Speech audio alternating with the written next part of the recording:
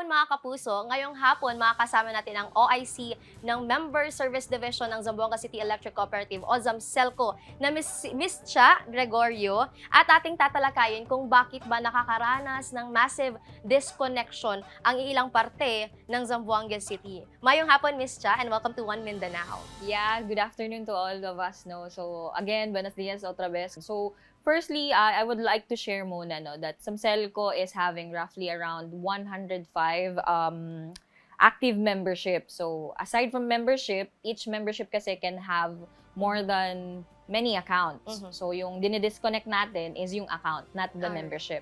So for this connection, we have around 127,000. So more or less pa yan, no? Kasi from time to time, nag-i-increase yung membership at the same time yung accounts ng mga ating members.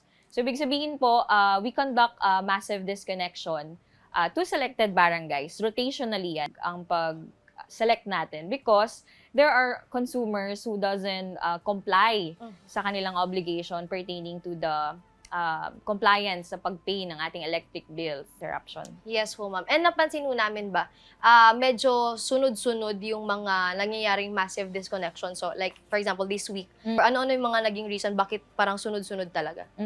So mainly, we have a weekly scheduled for massive disconnection notice. So that means comprises of several barangays. Pero along those date naman, hindi yun sila sabay-sabay lahat.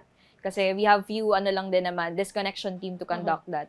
So ibig sabihin, meron tayong given time frame for the constituent who is malapit na yung due date. So yun yung parang purpose ng ating advisory para at least ma-inform na sila prior sa kanilang due date at masettle na nila yung mga electric bills nila. May add lang ma'am, malaking problema ba talaga sa ZAMCELCO itong mga Zamboangueños na hindi talaga or marami bang hindi nagbabayad talaga? Yes, so for January billing, based on our data, nandun sa 22,000 accounts.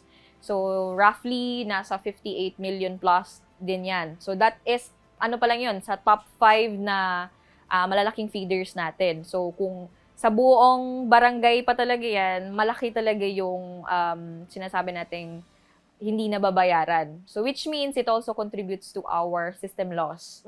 If ever hindi nila nababayaran, let's say more than 1 month, more than 2 months, we encourage all our member consumers or our MCOs to comply doon sa 1-month bill policy ng payment ng electric bill.